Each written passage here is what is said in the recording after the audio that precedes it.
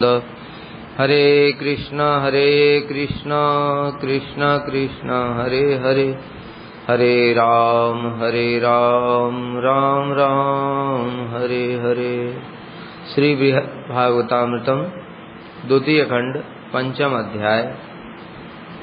हम लोग सुन रहे थे श्री गोप कुमार जी द्वारका में हैं और वहां पर नारद जी पहुंचे और नारद जी ने उनके दुख का कारण समझ लिया और समझते हुए उद्धव की ओर इशारा करके नारद जी बता रहे थे कि ये गोप बालक जिस गोलोक पद को चाहता है उसका साधन अत्यंत दुर्लभ है। हम और तुम जैसे लोग भी उसके लिए केवल प्रार्थना ही करते हैं, किंतु वह हमारे लिए भी प्राप्त करना अत्यंत दुष्कर काम है। ऐसा गोलोक की महिमा है और उसका साधन भी अत्यंत दुर्लभ है। नंद नंदन का दर्शन, उनकी रूप माधुरी का अनुभव, ये सब भी अत्यंत दुर्लभ वस्तु है। श्रीमद् उद्धव उवाच ब्रजभूमावयं जातस्तस्यां गोपत्वमाचरत् गोपालोपासनानिष्ठो विशिष्टो अस्मन्महाशयः। श्री उद्धव जी ने कहा, ब्रजभूम आवयम, ब्रज भूमि में इसका जन्म हुआ है। जातस्तस्याम गोपत्वम आचरत, और गोप बालकों जैसा इसका आचरण है। विशेषता गोपाल उपासना निष्ठो, गोपाल की उपासना में इसका एक निष्ठा है। विशिष्टो अस्मन् महाशय, इसलिए ये गोप बालक हमसे भी श्रेष्ठ है।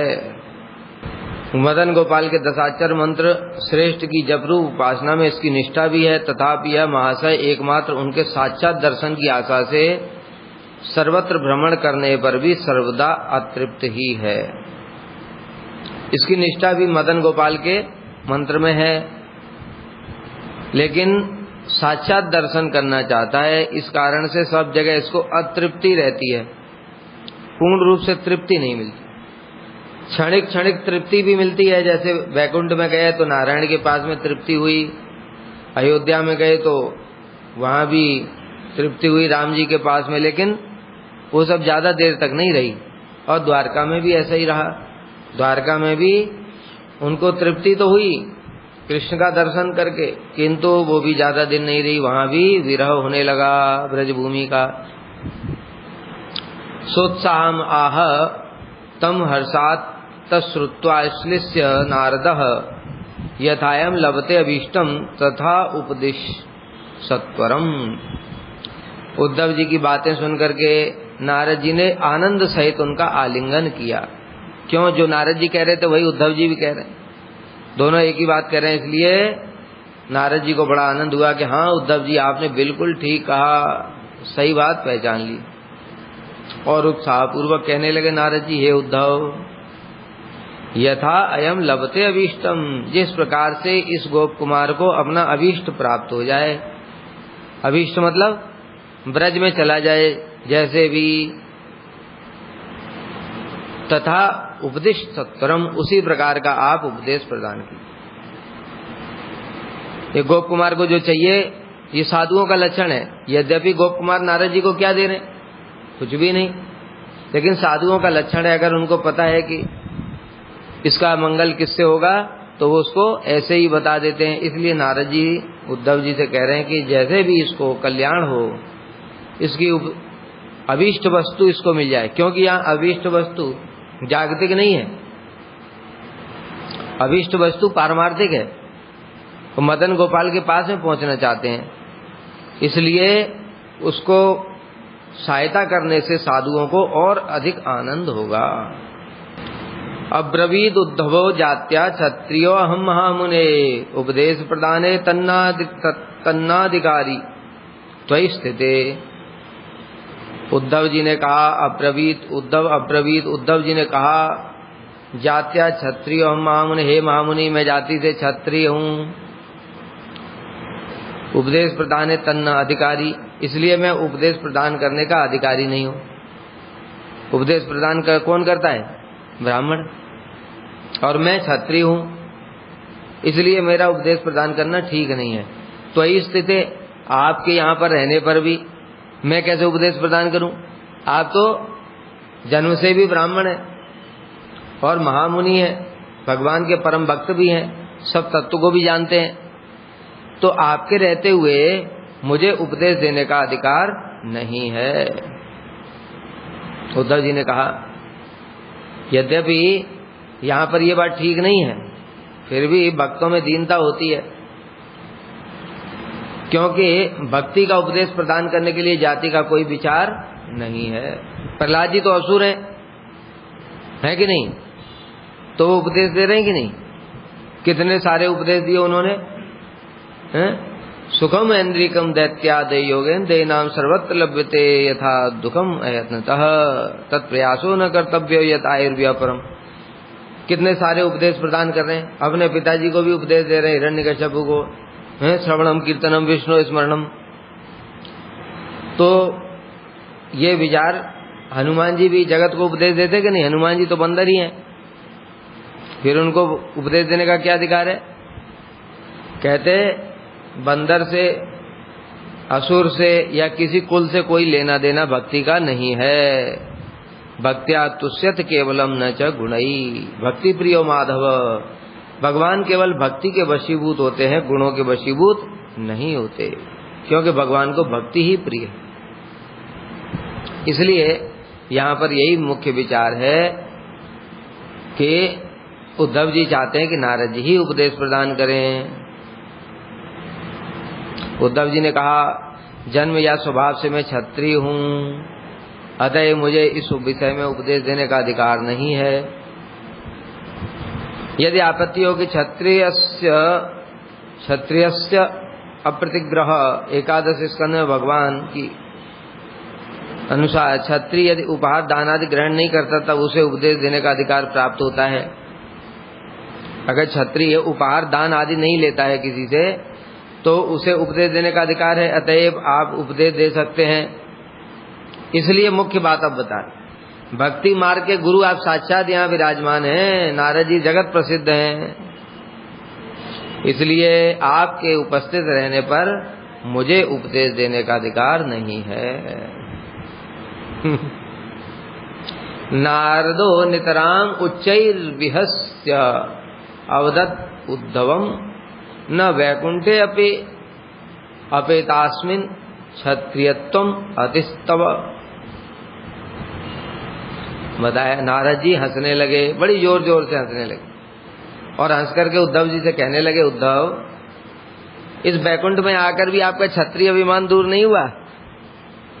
मतलब क्या? ये तो अभिमान जो है ब्राह्मण क्षत्रिय वैश्य शूद्र, ये तो ब्रह्मांड में होते हैं, 4 वर्ण 4 आश्रम, ये जगत को चलाने के लिए भगवान ने बनाए। तो यहाँ पर अभिमान होता तो ठीक था, ये तो वैकुंठ है, यहाँ पर आपका क्षत्रिय अभिमान कैसे रहा? लेकिन ऐसा नहीं है, ये अभिमान वो चिन्मय अभिमान, तो भगवान की लीला के हिसाब से वो अभिमान है, क्योंकि द्वारका में भगवान भी क्षत्रिय अभिमान में ही है, ब्रज में भगवान, चित जगत में भी भगवान गोप अभिमान में ही है, इसलिए वो अभिमान रहेगा ही रहेगा। मर्त्यलोक के भारतवर्ष में ही जाति इत्यादि का विचार है, किंतु इस वैकुंठ में सब कुछ सच्चिदानंद विग्रह होने के कारण जाति विचार संभव नहीं है, तथापि आपका क्षत्रिय अभिमान दूर नहीं हुआ। जिस जगत में सब कुछ सच्चिदानंदमय है, शरीर भी सच्चिदानंदमय है, वहां ब्राह्मण क्षत्रिय वैश्य शूद्र नहीं है। ब्राह्मण क्षत्रिय वैश्य शूद्र कब होता है? भारतवर्ष में क्यों होता है? चातुर्वर्ण्यमय श्रेष्ठम गुण कर्म विभाग, जैसे जैसे जिसने कर्म किए हैं अपना प्रारब्ध के अनुसार वैसे उसको शरीर प्राप्त हुआ, तो गुण और कर्मों के अनुसार में वो अभिमान रहता है। अब जिस जगत में न कोई गुण है न कोई कर्म है, गुण कौन से है? अप्राकृत गुण है, चिन्मय गुण है सारे, और कर्म नाम की तो वहां कोई चीज ही नहीं है, क्योंकि कर्म तो केवल ये पृथ्वी पर ही होता है। इसलिए जब गुण और कर्म वहां है ही नहीं तो अभिमान क्या रहेगा? सच्चिदानंद शरीर है। यहाँ ब्राह्मण शरीर के लिए कहा जाता है। कौन से शरीर के लिए? जो अपने पूर्व जन्म के कर्मों के फल के स्वरूप प्राप्त हुआ है। ब्राह्मण क्षत्रिय वैश्य शूद्र, ये 4 वर्ण 4 आश्रम, ये पूर्व जन्म के कर्मों के अनुसार हमको भोग करना पड़ रहा है, लेकिन वहां तो कुछ कर्म ही नहीं है, इसलिए भोग क्या करेंगे। फिर भी आपका क्षत्रिय अभिमान क्यों दूर नहीं हुआ। उद्धव सस्मितम प्राह किम ब्रूयाम सा न मादृशम अपेतेति किलास्माकम प्रभोरपि अपयाति न। उद्धव ने हंसते हुए कहा, मेरे जैसों का तो कहना ही क्या, यहाँ पर हमारे प्रभु का भी क्षत्रिय अभिमान दूर नहीं हुआ। क्या कह रहे उद्धव जी, कि देखो नारद जी, हमारी क्या बात कहें, हमारा क्षत्रिय अभिमान है, चलो कोई बात नहीं, हम तो जीव हैं। अरे हमारे प्रभु भगवान बैठे, उनका भी क्षत्रिय अभिमान दूर नहीं हुआ। वो जो वहां पृथ्वी पर था वही अभिमान यहाँ लेकर के बैठे हुए। लेकिन वास्तव में ऐसा नहीं है, यहाँ से अभिमान उनका वहां नहीं गया, वहीं से अभिमान यहाँ पर आया। द्वारका में उनका क्षत्रिय अभिमान है, इसलिए यहाँ पर भी क्षत्रिय अभिमान लेकर ही आते हैं। अयोध्या में राम जी का क्षत्रिय अभिमान है, इसलिए यहाँ पर भी क्षत्रिय अभिमान लेकर के आते हैं। ब्रज में कृष्ण का गोप अभिमान है, इसलिए जब यहाँ पर उतरते हैं तो गोप अभिमान लेकर के आते हैं। इसलिए वो अभिमान उनका नित्य है, वो बदलेगा नहीं, और उनके परिकरों का भी उसके हिसाब से ही अभिमान है। गोपियों का अभिमान बदलेगा नहीं कि वो छत्राणी हो जाए। यथा तत्र तथात्रापि सद्धर्म परिपालनम गार्हस्थ्य अरिजय श्रेष्ठ विप्र सम्मान अनादिकम। जिस प्रकार ये बौम द्वारका में सद्धर्म का भली भांति पालन, गृहस्थ का आचरण, शत्रुओं को विजय करना, बड़ों को ब्राह्मणों का सम्मान करना इत्यादि करते थे, उसी प्रकार से यहाँ भी करते हैं। अब यहाँ पर ये विशेष बात बता रहे हैं कि जो भगवान हैं उनका सब कुछ भी नित्य है। यहाँ पर जो कर रहे हैं वहां भी कर रहे हैं, नित्य है वो भी। क्षत्रिय अभिमान भी उनका नित्य है द्वारका में, और ब्रज में गोप अभिमान भी नित्य है। ऐसा नहीं है कि यहाँ से वहां तक जाएंगे तो बदल जाएगा, यहाँ कुछ और कर रहे हैं वहां कुछ और कर रहे हैं, ऐसा नहीं। राम जी का बताया ही, राम जी किसी दूसरे ब्रह्मांड में जाएंगे तो ब्राह्मण नहीं बनेंगे, ठीक है। वो लीला रस का आस्वादन करने के लिए चित जगत में जो उनका मूड है वही मूड लेकर ही इधर आते हैं। जिस अवतार का जैसा मूड है वो वैसे ही लेकर। वामन देव का क्या अभिमान रहेगा, मैं ब्राह्मण हूँ। नरसिंह देव उनका वही अभिमान रहेगा कि मैं नरसिंह हूँ, ये अभिमान नहीं रहेगा कि मैं तो नारायण हूँ, ऐसा नहीं रहेगा, ठीक है। तो वो अभिमान में एक रस है, जो रस का आस्वादन करने के लिए भगवान ने वो अभिमान को धारण किया हुआ है। जैसे उदाहरण दे रहे हैं भौम द्वारका में, मतलब जब पृथ्वी पर गए थे, सद्धर्म का भली भांति पालन करते थे। पिता का क्या कर्तव्य है, पुत्र का क्या कर्तव्य है, गृहस्थ का क्या कर्तव्य है। गृहस्थ व्यक्ति को गायत्री जप करना चाहिए, ये खुद भगवान जप करके दिखा रहे। उसको यज्ञ इत्यादि करना चाहिए।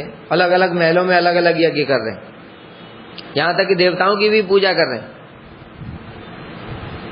क्यों? जगत को शिक्षा देने के लिए। गृहस्थ धर्म का शत्रुओं को विजय करना। अब वहां पर तो शत्रु ही नहीं है, वहां क्या विजय करेंगे फिर? ये बताओ, ये कैसे होगा? वहां पे चित जगत में शत्रु तो है ही नहीं, वहां पे चित जगत में शत्रु कैसे होंगे? चित जगत में तो सब पार्षद हैं, फिर शत्रुओं को विजय कैसे करेंगे? अच्छा, वहां पे शत्रु लीला होगी तो वहां पूतना वध लीला होती है क्या? वहां पूतना जा ही नहीं सकती। पूतना वध क्या होगा? अभिमान रहता है, केवल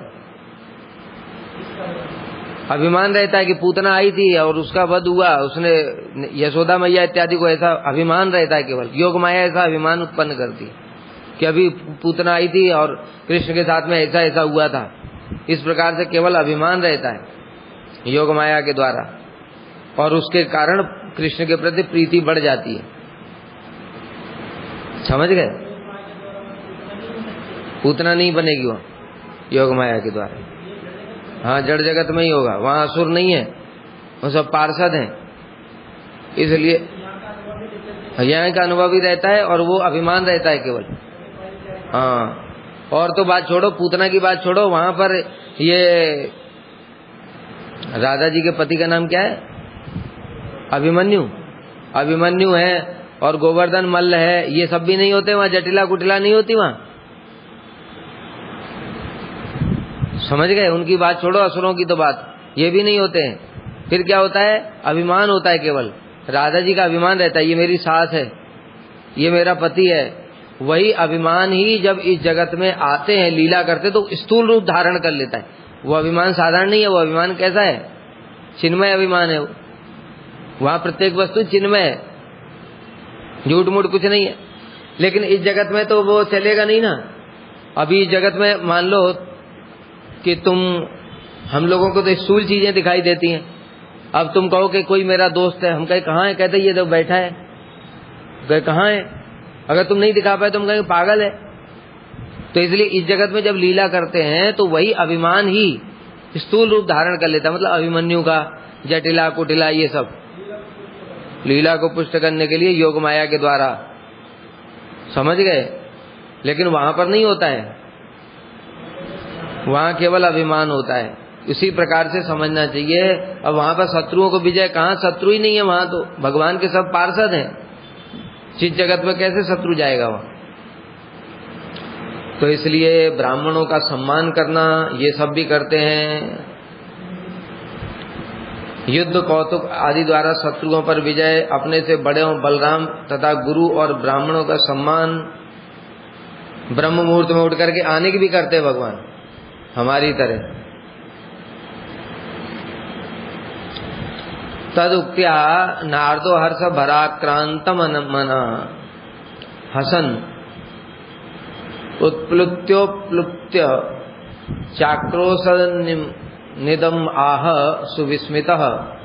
उद्धव के इन वचनों को सुनकर नारद जी आनंद से परिपूर्ण होकर हंसते हुए बार बार उछलने लगे और फिर आश्चर्य सहित उच्च स्वर से कहने लगे।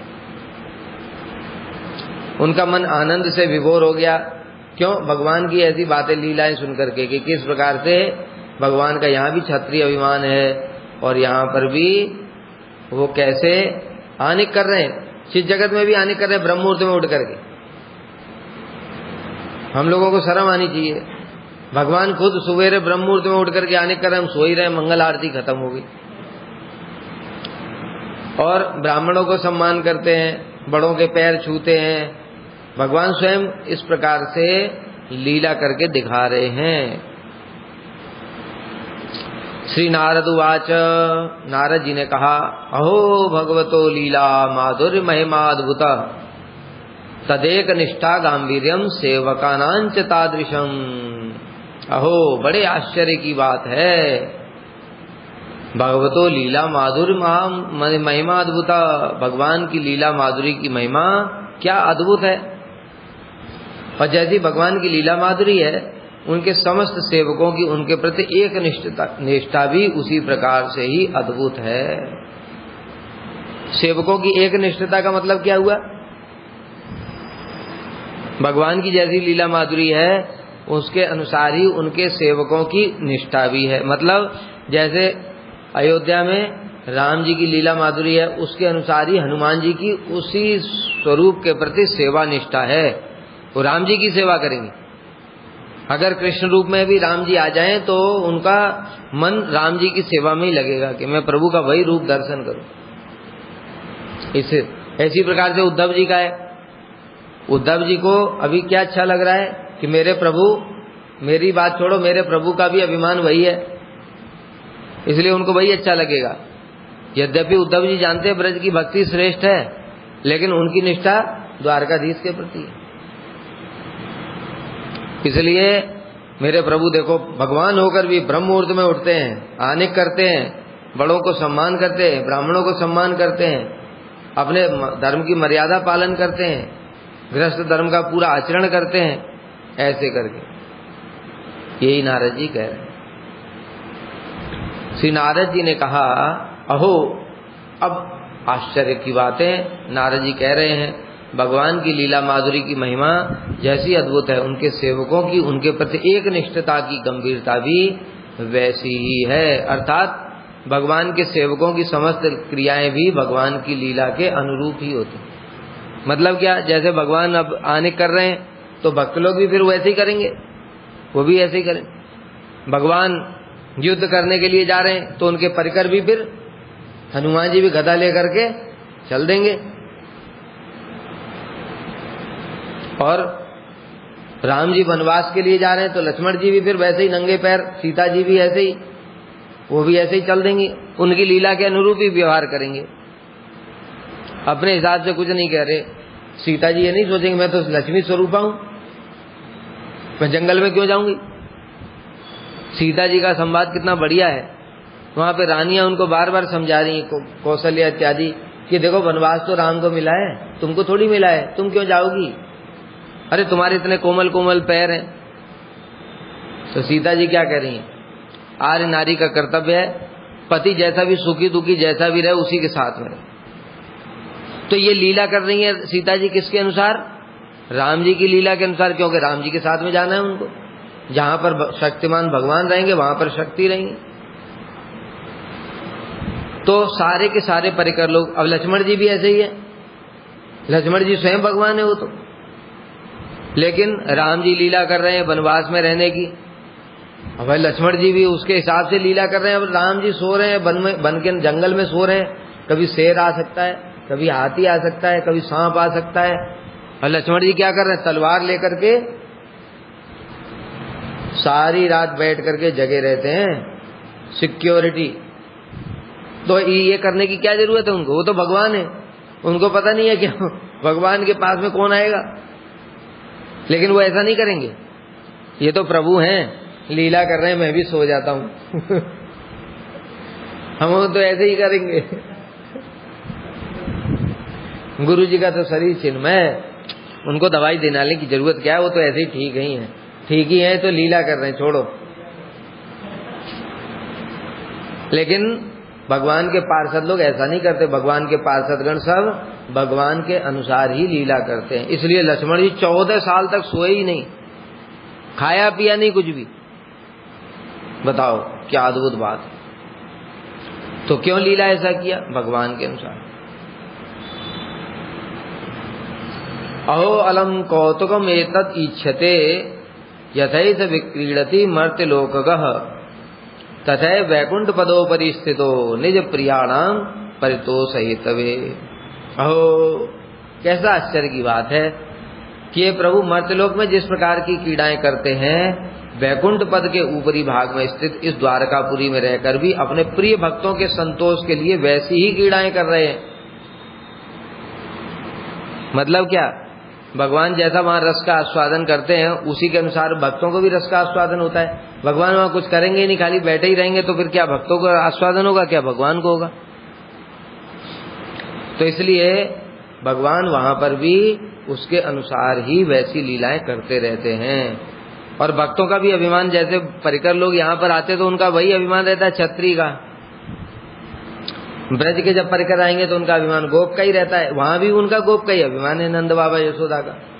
यहाँ भी वैसा ही है, गोपियों का वैसा ही है, जो कृष्ण के सखा है उनका भी यही अभिमान रहेगा। तो इस प्रकार से है ये भगवान मर्त्यलोक में जाकर जैसी लीला करते हैं, वैकुंठ पद के ऊपर स्थित इस द्वारका में रहकर भी वैसी ही लीलाएं करते हैं। इसका कारण है कि भगवान के परम प्रिय एकांतिक सेवकों की वैसी लीलाओं में एक निष्ठता है। जैसे अभी बताया हनुमान जी का, बताया ना हनुमान जी, अभी हनुमान जी जगत में आकर के जैसी लीला भगवान राम जैसी लीला करते हैं तो हनुमान जी को उसमें सहायता करते हैं, उसमें भगवान की सेवा करते हैं। तो अगर राम जी वहां पर वैसी लीला नहीं करेंगे तो हनुमान जी को सेवा कैसे मिलेगी। तो इसलिए उनके जो परिकर होते हैं उनको उसी में आनंद आता है, इस कारण से भगवान भी वैसी लीला करते हैं परिकरों के हिसाब से।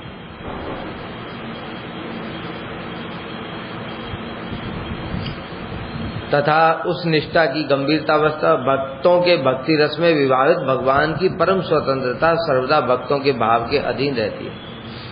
अब भक्तों का वैसा ही भाव रहता है भगवान के प्रति, तो भगवान भी देखते हैं अरे मेरे भक्त लोग मेरी ऐसे ऐसे सेवा करना चाहते हैं तो मुझे ये लीला करनी पड़ेगी, इसलिए भगवान भी वैसी लीला वहां पर भी करते हैं। अन्यथा उनके अत्यधिक एकनिष्ठ सेवकों के मन को तृप्त करने वाला सुख नहीं होता। मान लो जैसे कृष्ण है, यहाँ पर गाय चराते हैं,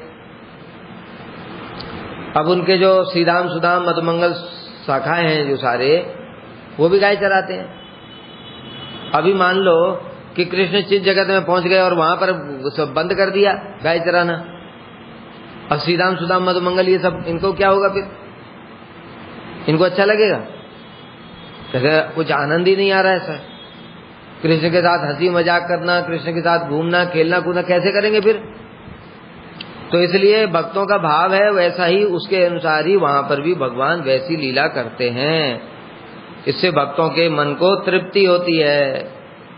और फिर गाय गोचारण के लिए नहीं जाएंगे तो वहां पर फिर परकीय रस का आस्वादन कैसे होगा? गोपियों के साथ में कैसे मिलें? छुप छुप के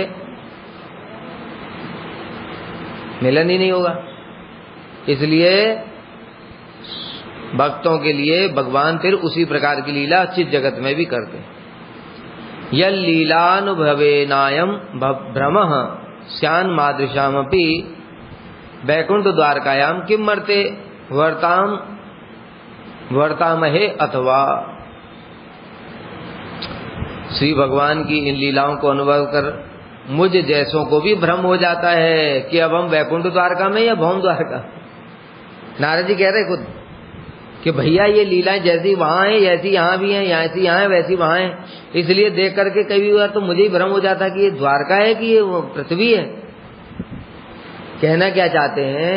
कहना यही चाहते हैं कि भगवान के जो चित जगत का धाम है, यहाँ जगत का धाम है, दोनों एक ही जैसे हैं, परिकर भी वही होते हैं और लीला भी वही होती है। लीला में कोई अंतर नहीं है। हाँ, बस ये वहां पर अनंत लीला है, यहाँ तो थोड़े समय के लिए लीला प्रकाशित होती है, तो सारी लीला नहीं कर सकते, मुख्य मुख्य लीला प्रकाशित करते। वहां तो नित्य चल रही हैं लीलाएं। तो इसलिए इन लीलाओं को देख करके भ्रम उत्पन्न हो जाता है। कैसे लोगों के? सर्वज्ञ शिरोमणियों के चित्त में भी। नारद जी साधारण नहीं, सर्वज्ञ हैं, वो भी सब कुछ जानते हैं। तो चित जगत की बातें भी जानते, जड़ जगत की बातें भी जानते। कह रहे मेरे जैसे लोगों के मन में भी भ्रम हो जाता है, दूसरों की क्या बात कहूं। युक्तम तदेका प्रभुपाद पद्मयोः सप्रेम भक्ति भवताम अपेक्षिता भक्त प्रियस्यास्य च भक्त कामिता प्रपूर्णम केवलम इष्टम उत्तमम वैकुंठ वासोचित मीहितम नवो नो मर्त लोक स्थित योग्यम अपितः ऐश्वर्य योग्यम नहीं लोक बंधुता युक्तं च तस्यापि भवेद अपेक्षितम। हे उद्धव, आपके समान समस्त सेवक अपने प्रभु श्री कृष्ण के चरण कमलों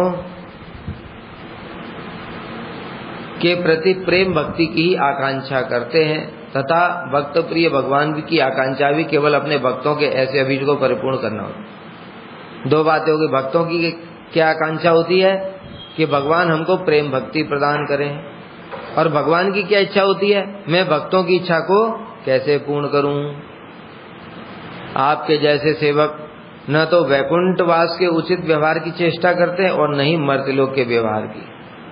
उसी प्रकार भगवान भी आप जैसे भक्तों के साथ न तो ऐश्वर्य के अनुरूप व्यवहार करते हैं और न ही लौकिक बंधु के समान। अतः भक्तों का भगवान का व्यवहार एक दूसरे के प्रेम भक्ति के अनुरूप होना ही उचित। मतलब ये कहना चाहते हैं कि भगवान आपके साथ क्या ऐश्वर्यपूर्ण व्यवहार करें या लौकिक सद्बंध? कहते नहीं, भक्त का जैसा जैसा भाव है भगवान भी उस भाव के अनुसार ही उनके साथ में व्यवहार करें। जैसे हम लोग देखते हैं हनुमान जी का भाव कैसा है? ऐश्वर्य भाव है। तो राम जी भी उसी ऐश्वर्य भाव में ही उनको सेवक समझकर ही हनुमान जाओ ये आदेश, ऐसे।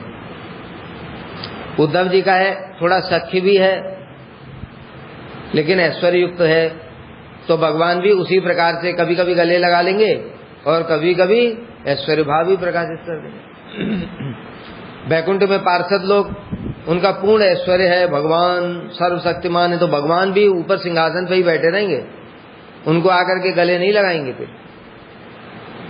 और ब्रज में भक्तों का भाव है कन्हैया हमारा पुत्र है, नंद बाबा यशोदा मैया का। अच्छा पुत्र है, ऐश्वर्य भाव बिल्कुल नहीं है उनके प्रति, तो कृष्ण भी फिर उनकी जूती को सिर पे रख लेंगे। माता पिता का ऐसा ही भाव है, सखाओं का भाव है, ये मेरा सखा है और हम इससे किसी बात में कम थोड़ी हैं, हम इससे किसी बात में कम है क्या? तो उनका जैसा भाव है तो कृष्ण का भी वैसा ही भाव हो जाता है कि भैया ये मेरे बराबर ही है, वो यहां कोई किसी से कम नहीं है। इसलिए सीधाम सुदाम इनसे कुश्ती भी लड़ते हैं। क्यों? सखाओं का यही भाव है, जब भैया हम तुमसे किसी भी बात में कमी नहीं है तो चलो कुश्ती लड़ेंगे। लेकिन हनुमान जी और राम जी में कुश्ती नहीं हो सकती कभी, क्योंकि भक्त का भाव कैसा है, ये मेरे प्रभु हैं, प्रभु के साथ थोड़ी कुश्ती होती है, कुश्ती तो दोस्तों के साथ होती है। तो ब्रज में ऐसा दोस्ती वाला भाव है तो फिर वो है। और इसी प्रकार से जो गोपियां हैं उनका मधुर भाव है, मधुर भाव में वो क्या सोचती हैं, ये हमारे प्रियतम है, भगवान नहीं है, तो कृष्ण भी प्रियतम बन जाते। अब जो प्रेमी होता है वो प्रेमिका फिर उसको ताने भी मारती है, सुनाती 4 बातें, इसलिए कृष्ण को गोपियां सुनाती है भी, धूर्त कपटी, इसको मेरे पास मत आने देना। राधा जी कह रही हैं आज मैं इसका मुख दर्शन नहीं करना चाहती। ऐसे प्रेमिका का ऐसे ही भाव होता है। अब सीता जी थोड़ी राम के लिए कह सकती हैं, इनकी हिम्मत कैसे भी मुझे वनवास भेजने की, आज मैं इनका मुख नहीं देखना चाहती, बोले सीता जी हो ही नहीं सकता। तो कहने का तात्पर्य ये है कि जिस प्रकार से भक्तों का भाव होता है, भगवान भी उसी प्रकार से अपने भक्तों की इच्छा पूर्ण करने के लिए उसी प्रकार का भाव अंगीकार कर लेते हैं। यदि आपत्ति हो कि बैकुंठ तो स्थित द्वारका और मर्त्यलोक स्थित द्वारका में भेद न रहने पर भी मर्त्यलोक में रहकर परम साधन द्वारा साधे इस बैकुंठ लोक की क्या विशेषता है? अभी तो इतनी सारी बातें बताई, यहाँ पे जो द्वारका है और चित जगत में जो द्वारका है उसमें कोई भेद नहीं है। और जब भेद नहीं है तो फिर इसकी विशेषता क्या है, स्पेशलिटी? स्पेशलिटी तो कुछ होगी। तब कह रहे हैं यद्यपि प्रभु के सेवकों और प्रभु के बीच परस्पर व्यवहार युक्त ही होता है, मतलब उनके भाव के अनुसार ही, तथा वह व्यवहार मर्त्यलोक या बैकुंठ लोक की विशेषता के अभाववशतः अनुचित नहीं होता है। तथापि भक्त अपने अपने अभीष्ट भाव की संसिद्धि के लिए मर्त्यलोक या बैकुंठ लोक के अनुरूप व्यवहार स्वीकार करते हैं। मतलब यही विशेषता है कि यहाँ पर रहेंगे तो फिर वहां पर भजन साधन करना पड़ेगा, उसके हिसाब से भाव स्वीकार करेंगे। तथा भगवान भी भक्तों के अनुसार ही अपना भाव वैसा ही दिखाएंगे। आप जैसे सेवक अपने प्रभु कृष्ण के चरण कमलों के प्रति सप्रेम भक्ति की आकांक्षा करते हैं, अन्य कुछ नहीं, तो भगवान भी फिर वैसा ही भाव रखते हैं उनके प्रति। तात्पर्य है कि समस्त भक्तों में परम एकांतिकता के कारण अपनी अपनी अभीष्ट लीला आदि के अनुभव द्वारा मन के तृप्त होने से सुख उत्पन्न होता है। बताया जैसा भक्त का स्वरूप होता है, भक्त के स्वरूप के अनुसार उनकी उस प्रकार की सेवा में एक निष्ठा होती है। स्वरूप के अनुसार उस सेवा में एक निष्ठा होती है, तो भगवान भी अपने प्रियतम के भक्तों के मनोबीज को पूर्ण करने के लिए उसी प्रकार से भाव बना करके उनकी सेवा को ग्रहण करते हैं। वैसा व्यवहार बैकुंठ में हो या मर्त्यलोक में, इसमें कोई विशेषता नहीं रहती। मतलब जहाँ भक्त का जैसा भाव होगा, ये था माम प्रपद्यन्ते ततः भजामि। सप्रेम भक्ते परमानुकूलम दैन्यम महापुष्टिकरम सदावह तस्यापि तत्प्रेम विभावने अलम भोगाकुल ग्राम्य विहार जातम। आपका दैन्य, अब नारद जी कह रहे हैं उद्धव जी को, आपने जो भी कहा अरे मैं तो क्षत्रिय हूँ, मेरे को तो उपदेश देने का अधिकार ही नहीं है, तो ये आपका दैन्य है, दीनता है। मैं क्षत्रिय होने के कारण उपदेश देने का अधिकारी नहीं हूँ। ये प्रेम भक्ति के परम अनुकूल है, क्योंकि जब प्रेम भक्ति आती किसी के हृदय में तो उसके अंदर दीनता भी आ जाती। अभी बताओ, उद्धव जैसे जो प्रेमी भक्त हैं वो उपदेश नहीं देंगे तो कौन देगा? हम जैसे बद्धजीव देंगे। इसलिए ये बात केवल दीनतावश ही कह रहे हैं उद्धव जी। उसी प्रकार कृष्ण का भी भोगों में आसक्त ग्रामीण लोगों जैसा व्यवहार भक्तों के प्रेम को बढ़ाने वाला है। अब यहाँ कृष्ण के लिए भी बता रहे हैं कि कृष्ण भी जो इस प्रकार से भाव रखते हैं, क्या ग्रामीण जैसे, गांव के ग्वाले जैसे घूम रहे हैं वन वन में, हैं, कभी किसी छेड़खानी कर रहे हैं, कभी किसी की मटकी तोड़ रहे हैं, कभी कुछ कर रहे हैं। ये सब किस लिए है? भक्तों के प्रेम को बढ़ाने वाला, क्योंकि वो भक्त भी उसी भाव के ही हैं। ब्रज की जो गोपियां हैं, वात्सल्यवती गोपियां, वो यही चाहती हैं कृष्ण हमारे घर आए और हमारे घर के कुछ छेड़खानी करे, मटकी तोड़े, कुछ झूठ बोले, कुछ करे, ऐसे बच्चों जैसा कुछ करे। इसलिए उनके भाव के अनुसार ही कृष्ण वैसा ही करते हैं।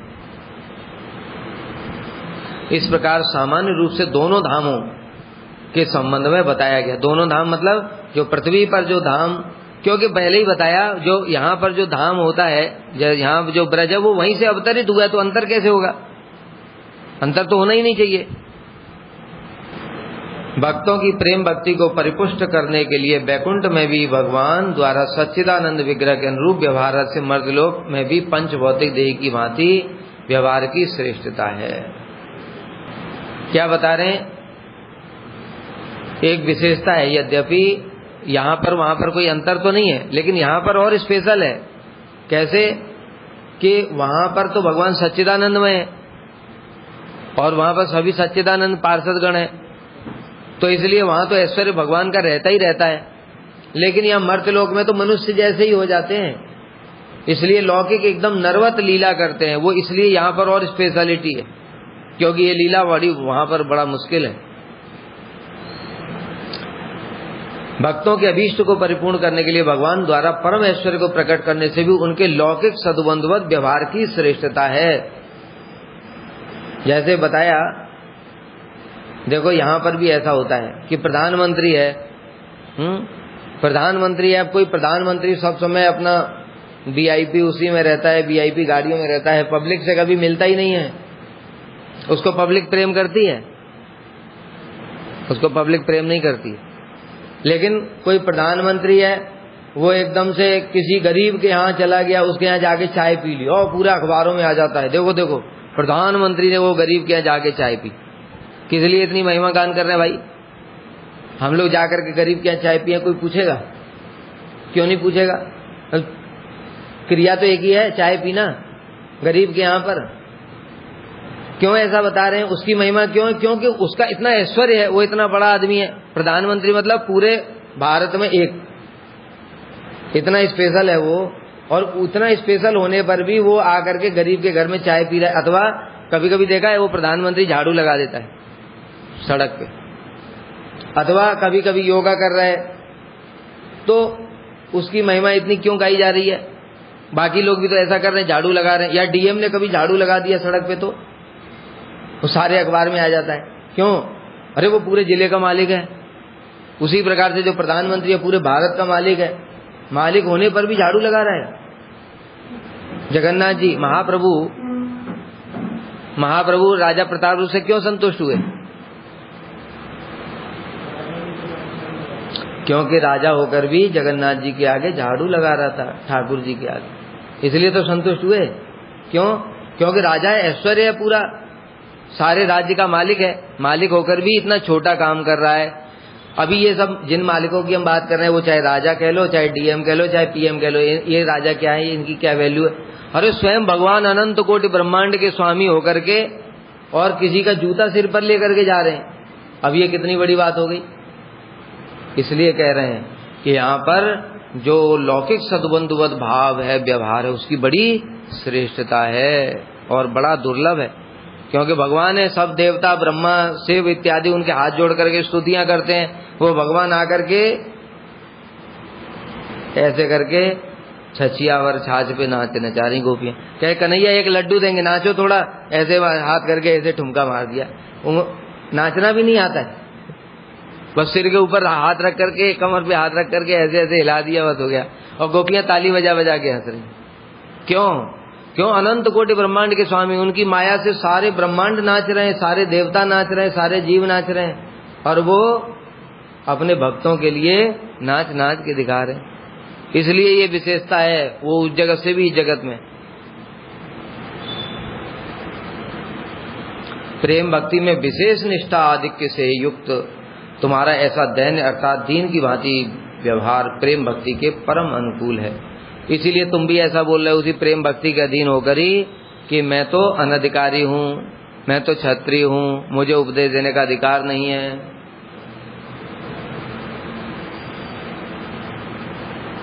और उसका महापुष्टिकारक है, अर्थात उसकी परम वृद्धि करने वाला है प्रेम की। उसी प्रकार भगवान के द्वारा भी भोगों में आसक्त ग्रामवासी की भांति विहार आदि लीलाएं उनके प्रति अनिर्वचनीय प्रेम को प्रकट कराने में विशेष समर्थ हैं। उसी प्रकार से अभी जैसे बता रहे हैं कि जो भगवान भी यहाँ पर आकर के भोगों में आसक्त, मतलब मुझे मक्खन चाहिए, मक्खन घर में नहीं मिला तो दूसरों के घर में चुरा रहे हैं। क्या लग रहा है ये भोगी बालक है, अथवा गोपियों को छेड़खानी कर रहे हैं। तो इस प्रकार से मटकी तोड़ रहे हैं, मटकी नहीं, अगर मक्खन नहीं मिला तो घर में उनके दूसरों के घर में जाकर के मलमूत्र त्याग करिए। तो इस प्रकार से दिखाई जा रहा है कि इसमें इतनी आसक्ति इन सब भोगों में।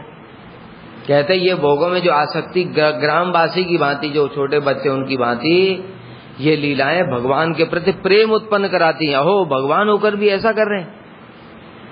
किसी किसी के प्रेम उत्पन्न कराती हैं, किसी किसी के दुर्बुद्धि भी उत्पन्न हो जाती है। कहते ये भगवान नहीं हो सकते, भगवान ऐसा थोड़ी करते हैं। उनको पता नहीं ये प्रेमी भक्तों के वशीभूत होकर के ऐसी लीला कर रहे हैं। भगवान को मक्खन चाहिए क्या? दुर्योधन के तो 56 भोग नहीं खाए, विदुर के यहाँ केले के छिलका खा रहे हैं। तो ये सब लीलाएं भगवान के प्रति अनिर्वचनीय प्रेम को प्रकट कराने में समर्थ हैं, अर्थात उनके प्रति प्रेम को प्रकट कराने परम अनुकूल और महापुष्टिकारक है। इन लीलाओं को जो स्मरण करेगा, जो श्रवण करेगा, जो कीर्तन करेगा, उससे उन भगवान के प्रति लौकिक सद्बंधुवत भाव उत्पन्न हो जाएगा। प्रेमोद्रेक परिपाक महिमा केन वर्ण्यताम यह कुर्यात परमेशम तम सद्बंधुमेव लौकिकम। प्रेम वर्धित होने पर जब अपनी परिपक्व अवस्था को प्राप्त करता है, तब उसकी महिमा का कौन वर्णन कर सकता है। उस प्रेम की महिमा साक्षात परमेश्वर को भी लौकिक सद्बंधु जैसा बना देती है। अब इस प्रेम की महिमा बता रहे हैं कि भैया ये प्रेम की कितनी महिमा है। जब ये प्रेम बढ़ते बढ़ते अपनी चरम अवस्था को प्राप्त हो जाता है, तो भगवान भी लौकिक सद्बंधुवत व्यवहार करने लगते हैं। लौकिक सद्बंधुवत माने अभी जैसे बताया कि डीएम है, वो जिले का मालिक है, लेकिन वो अगर किसी से दोस्ती की तरह व्यवहार करने लगे, अपने पत्नी के साथ में प्रेमी की तरह व्यवहार कर रहा है, माता पिता के साथ में बच्चे की तरह व्यवहार कर रहा है, इसी को कहते हैं लौकिक सद्बंधुवत। तो उसी प्रकार से कृष्ण अनंत कोटि ब्रह्मांड के स्वामी होने पर भी जब अपने प्रेमी भक्तों के सामने सखा बन जाते हैं, चलो सखा खेलने चलते हैं, अच्छा ठीक है खेलेंगे। क्या खेलेंगे? जो हारेगा वो दूसरे को कंधे पर चढ़ाएगा। और लौकिक सद्बंधुवत में तो भैया तुम हमेशा जीतते रहोगे तो दूसरे को शक हो जाएगा, यार इसके अंदर शक्ति है कहाँ से आई, ये तो हमेशा जीत जाता है। तो लौकिक सद्बंधुवत कहाँ रहेगा, तुम्हें हारना भी तो पड़ेगा। तो इसलिए कृष्ण हार भी जाते हैं। जब हार जाते हैं तो कृष्ण सखा क्या कहते हैं, ए कन्हैया बैठ जा, मैं तेरी पीठ पे चढ़ूंगा, तेरे कंधे पे चढ़ूंगा, इसी को कह रहे हैं। तो कृष्ण के कंधे पर चढ़ करके जाते, चलो घुमा के लाओ मुझे। यही है लौकिक सद्बंधुवत भाव। और जैसा भी बताया, गोपियां उनको नाच नचा रही हैं, लड्डू देंगे तुम्हें, थोड़ा मक्खन का गोली दे देंगे, तो मक्खन का ऐसा लोना दिखा दिया उनको और कहा तुम थोड़ा नाच के दिखाओ। या कृष्ण बलराम दोनों को कुश्ती लड़ो, दोनों कुश्ती लड़ो, जो जीतेगा उसको देंगे। अभी बताओ, कृष्ण भी भगवान, बलराम भी भगवान, लेकिन लौकिक सद्बंधुवत भाव उनके, वो लड्डू देख करके मुंह में पानी आ गया। अब पानी आ गया तो उससे क्या होना है, कुछ नहीं, लड़ना पड़ेगा। तो लड़ रहे बालक की भांति, दोनों कुश्ती लड़ रहे। तो ये सब चीजें भी लौकिक सद्बंधुवत जैसा बना देती हैं। जैसा बताया वैसे, मतलब साधारण नहीं हो गए वो, उनका ऐश्वर्य वही है, भगवत्ता भी वही, सब कुछ वही है, लेकिन लीलावस्था वो एकदम बालक की भांति ही हो गए। ये बात क्यों बता रहे हैं? कह रहे हैं कोई कोई ऐसा सोच सकते हैं कि भगवान माया के द्वारा वंचना करने के लिए ऐसा सद्बंधुवत भाव प्रकट कर रहे हैं। मतलब तुमको माया के द्वारा ऐसा दिखा रहे हैं कि मैं सखाओं के साथ ऐसे खेल रहा हूँ, मैं गोपियों की गाली सुन रहा हूँ, ये माया के द्वारा, ऐसा नहीं है। कहते नहीं नहीं, ऐसी बात नहीं। भगवान प्रेम के अधीन होकर वैसे ही सच में हो जाते हैं। प्रेम जब वर्धित होकर अपनी परिपक्व अवस्था को प्राप्त करता है, तब उसकी महिमा कौन वर्णन कर सकता है। यहां तक कि गोपियों के चरण भी दबाते हैं। यही सबसे बड़ी बात है, क्योंकि दुनिया, सब देवता, सब कुछ उनके चरण दबा नहीं पाते भगवान के। क्यों? चरण के दर्शन ही नहीं होते, दबाएंगे कहां से? भगवान की महिमा ऐसी है कि उनके चरण दर्शन ही नहीं होता किसी को। उनके चरण दबाने की सौभाग्य तो लक्ष्मी जी को मिलता है, ठीक है, और नीचे वालों की तो बात करना ही बेकार है। बैकुंठ के पार्षदों को भी चरण सेवा करने का मौका नहीं मिलता है। लक्ष्मी जी उनकी चरणों की सेवा करती हैं। वो चरण जो कि जगत पूज्य है, सबके सेव्य है, और कृष्ण स्वयं ही गोपियों के प्रेम के अधीन होकर के उनके चरण दबा रहे हैं। ये माया द्वारा नहीं है, ये साक्षात प्रेम के वशीभूत होकर के ऐसा कर रहे हैं। अभी तो कोई भी वर्णन करने में समर्थ नहीं है। प्रेम अपनी परिपक्व अवस्था में परमेश्वर को भी लौकिक सद्बंधु अर्थात परम बांधव की भांति लोक व्यवहार के अधीन कर देता है। ये प्रेम की महिमा है। प्रेम ही राधा जी को नचा रहा है, प्रेम ही कृष्ण को नचा रहा है, और प्रेम स्वयं भी नाच रहा है। ये चमत्कार है। ये प्रेम साधारण जगत का प्रेम थोड़ी है। कौन सा वाला? बिजनेस वाला। तुम मुझसे प्रेम करोगे तो मैं तुमसे प्रेम करूंगा, नहीं करोगे तो नहीं करूंगा। ये बिजनेस नहीं है, वो सच में प्रेम है, चिन्मय प्रेम है। इसलिए वो प्रेम ही स्वयं नाचता है, प्रेम ही कृष्ण को नचाता है, और प्रेम ही राधा जी को भी नचाता है। अतः परम बांधव की भांति लोक व्यवहार के अधीन कर देता है। इसलिए भगवान भी लौकिक बंधुवत, लौकिक भावना जैसे हो जाते हैं, वैसे ही सखा हो जाते हैं, वैसे ही पुत्र हो जाते हैं, और वैसे ही प्रियतम भी हो जाते हैं।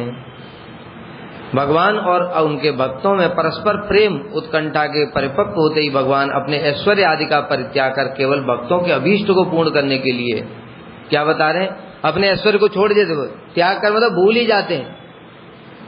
अच्छा, अगर भगवान को ये स्मरण रहेगा, अरे मैं अनंत कोटि ब्रह्मांड का स्वामी हूं, ये यशोदा मैया की हिम्मत कैसे मेरे ऊपर छड़ी दिखा रही, बताओ, तब लीला होगी क्या? लीला ही नहीं होगी। अगर भगवान बुद्धिपूर्वक भी सोच लें तो भी नहीं होगा। बुद्धिपूर्वक भीतर से तो लगेगा, इनको माता जी को पता नहीं है कि मैं भगवान हूं। अगर ऐसा सोच लिया तो उनकी ऐश्वर्य शक्ति तुरंत प्रकाशित हो जाएगी। लेकिन वो भूल ही जाते, उनको पता ही नहीं है। वो मन में क्या भावना है? यशोदा मैया की जैसी भावना है। यशोदा मैया सोच रही है मेरा पुत्र है, 2 साल का है, इतना बदमाश, 2 साल की उम्र में इतनी बदमाशी करता है, मेरे ही घर में मटकी तोड़ दी, मेरे ही घर में मक्खन चुरा रहा है, अपने घर में ही, अभी इसको मजा चखाती हूँ। डंडी लेकर के ऐसे दिखा रही हैं, तो कृष्ण भी अपनी भूल गए कि मैं भगवान हूँ, और वो भी डर रहे हैं कहीं मैया की छड़ी पड़ ना जाए, पिटाई ना हो जाए। तो इसलिए भगवान अपने ऐश्वर्य इत्यादि को परित्याग कर केवल भक्तों के अभीष्ट को पूर्ण करने के लिए लौकिक बंधु के समान व्यवहार, इसलिए बंध गए, नहीं तो बनते ही नहीं। जब तक उनके अंदर में ये इच्छा थी कि मैं सखाओं के साथ कैसे खेलूंगा, तब तक मैया बांधती रही, रस्सी बांधती रही, लंबा रस्सी करती रही। कमर है छोटी, 12 अंगुल की कमर है, 2 साल की उम्र है, 2 साल की उम्र के बच्चे को तो इसी से बांध दोगे। लेकिन वो घर की सारी रस्सियां लगा दी, फिर भी नहीं बांध पा रहे। कमर इतनी छोटी है, रस्सी बढ़ती जा रही है, फिर भी नहीं बांध पा रही है। क्यों? वहां ऐश्वर्य प्रकाशित हो गया। ऐश्वर्य क्यों प्रकाशित हुआ? क्योंकि भगवान बंधना नहीं चाहते, वो सोच रहे मैं सखाओं के साथ खेलूंगा कैसे। तो अगर इसी प्रकार से अगर मैया के सामने वो एक्टिंग करते खाली डरने की, तो लीला नहीं होती। सच में ही वो भूल चुके हैं कि मैं भगवान हूं, इसलिए ऐश्वर्य शक्ति वहां प्रकाशित नहीं हुई। केवल जब भगवान की बंधने की इच्छा नहीं है, क्योंकि मैं सखाओं के साथ खेल नहीं पाऊंगा अगर बंध गया तो ऐश्वर्य शक्ति प्रकाशित हो गई। फिर उन्होंने देखा मैया की भावना, मैया मुझे बांधना चाहती है, प्रार्थना कर रही नारायण से, हे प्रभु अगर ये बालक मेरे ही गर्भ से जन्म लिया, अगर ये मैं ही नहीं बांध पाई तो मेरी कितनी बेइज्जती हो जाएगी, ये गोपियां मेरे ऊपर हंसेंगी। तब कृष्ण बंध गए। दृष्टा परिश्रम कृष्ण कृपयासी स्वबंधने। इसलिए भगवान अपने ऐश्वर्य को भूल करके भक्तों के अनुसार ही व्यवहार करते हैं। वे भक्तों की वंचना के लिए ऐसा नहीं करते, भक्तों को बेवकूफ नहीं बना रहे कि मैं भगवान होकर भी ऐसे तुमको ऐसे दिखा रहा हूं, ऐसा नहीं है। सच में ऐसा है, क्योंकि भक्तों के प्रति अपनी चातुरी प्रकाश करना भगवान के लिए संभव नहीं है। जैसे बताया, पूतना 10,000 हाथियों का बल है उसके अंदर, और कृष्ण ने उसको जब पकड़ा तो छुड़ा ही नहीं पाई। 10,000 क्या 10 लाख हाथी का बल होता तो क्या कर लेते? पकड़ के कौन बैठा है? भगवान बैठे। भगवान ने उसका प्राण हर लिया। और यशोदा मैया के अंदर सुना कभी 10,000 हाथी का बल? लेकिन यशोदा मैया ने देखा दूध उफन रहा है चूल्हे के ऊपर में, सारा गिर जाएगा तो मैं फिर दही कैसे जमाऊंगी, फिर मक्खन कैसे बनेगा।